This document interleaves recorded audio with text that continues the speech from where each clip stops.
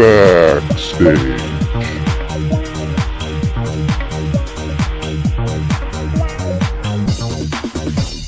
We're going to talk about the industry and, when did this all happen? I assume you've been interested in makeup for a long time.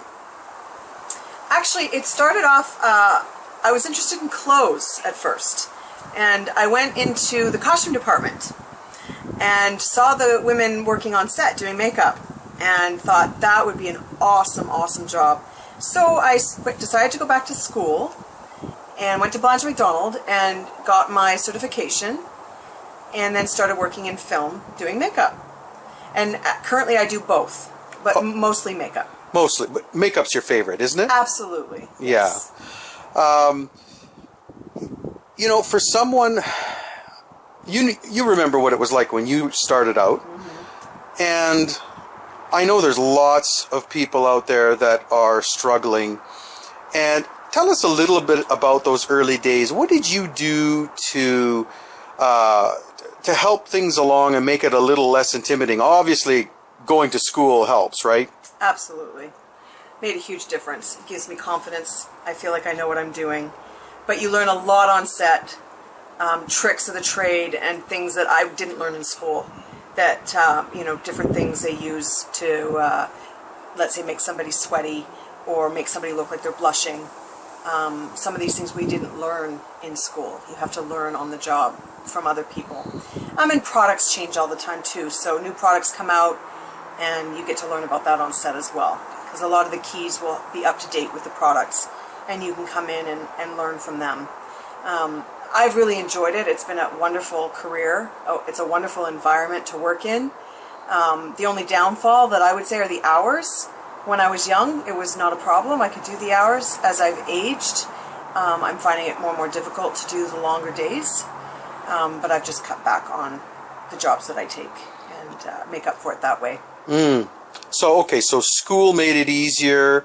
Is there anything else that you can think of that made the job easier? Obviously, being willing to take instruction from people when they offer it, right? Absolutely. And being a team player is so important. Be there. Let them know you're here for them. The keys, when you come in, keys are the head of the department. You let them know that you're there for them to support them in whatever they need. They're the ones that have the stress on their shoulders. You're there to relieve some of their stress and take on some of the people that they won't have to actually physically do for themselves. And you want to ask the right questions as well. You want to make sure you know what it is that they're wanting from you. Let's say you're doing army men. Do you need the sideburns cut off? All the men need to be shaved, clean shaven. And are you just covering pimples? Are you covering dark circles under eyes? Because sometimes they want the dark circles under the eye. So you just need to ask some key questions to make sure you're clear on what you're doing for them so that they don't have to later on undo something you've done. Because that would just add more stress to their plate. They don't want to have to do that. Right, right. So good communication in general. Absolutely. And let them know if you haven't done a lot of day calls and that you have the skills, but you want to make sure that you do exactly what it is that they are asking of you and to make sure that they're very clear about what it is that they want. Right, right. Do you remember your first few shows? What was it like? Oh my. I actually think my first few shows, I didn't get paid a whole lot. I think I just got paid a kit rental, and I think it was a rock video. And I wasn't the only person there, so I really pretty much followed this woman around and basically did whatever she told me to do. I tended to be the person that dried the guys off from being sweaty and add some powder. She did all the makeups. But it was great to be in the environment. It was great to watch her and to see and to observe. And you learn by doing that. And I asked her about the product she was using and why she was using that so I could learn. I was just very excited and really wanted to be there. And when you do that, the other people that you're working with really see that and they want to support you. And they'll answer your questions. Right, right, right. How long did it take you, let's say, before you fleshed out your kit? You were telling me, you learn on set. So you showed up with the kit that maybe you learned in school that you needed. How many gigs did it take, do you think, before you really felt at least at that point, with the products that were available at the time, that, okay, I've got my kit pretty well rounded out? Or does it change all the time? It changes all the time.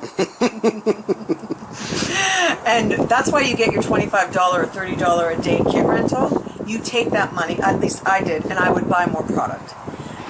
And buy the newer product. Right. And whatever I saw my keys using, I would ask, what are they using it for? And if it was a specific thing, I usually tended to go out and buy it. Because I wanted to be able to be well represented on set with my makeup, so that I don't need anything from my key to do my job. Right. Does it ever pay to cheap out on makeup? No.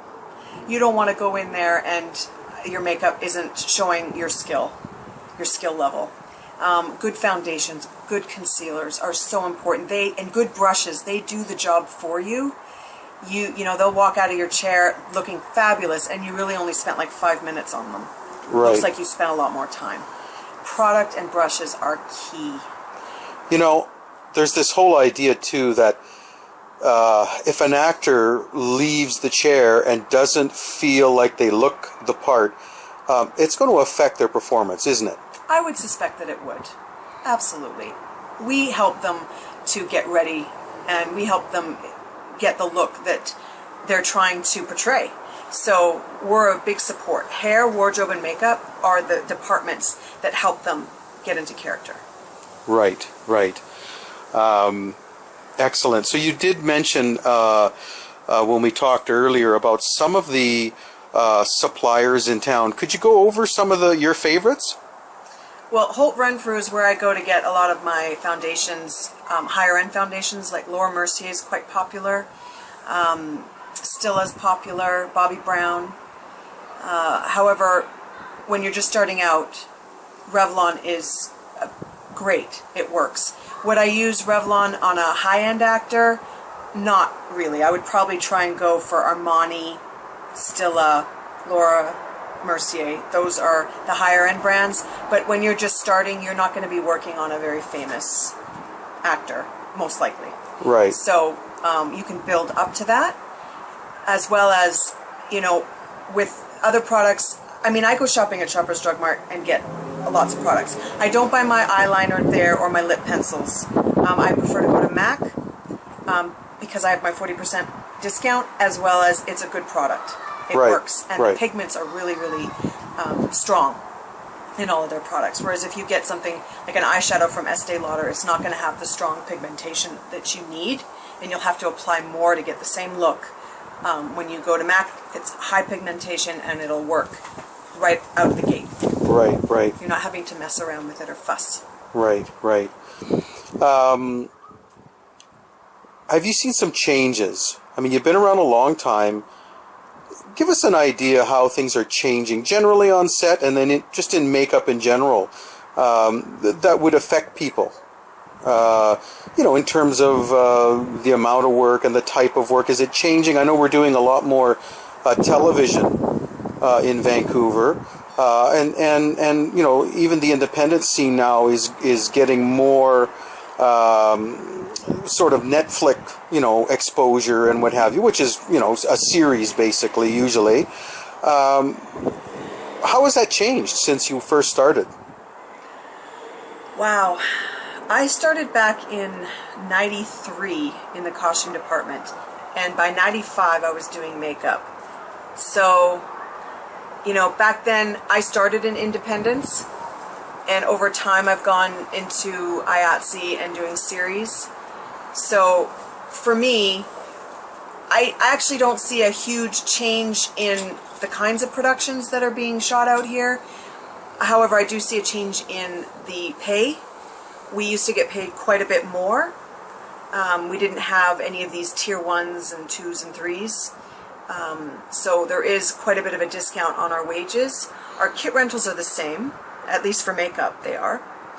I don't know about the other departments. And the hours are the same. So for me, it hasn't been a huge difference in the type of work. Well, thank you very much for coming. And how do people get a hold of you if they want to get a hold of you? Sov69@yahoo.ca. All right. Have fun. I know that you'll be things are getting busy, and you'll be on set here in the next month or two. So anyway, thanks again.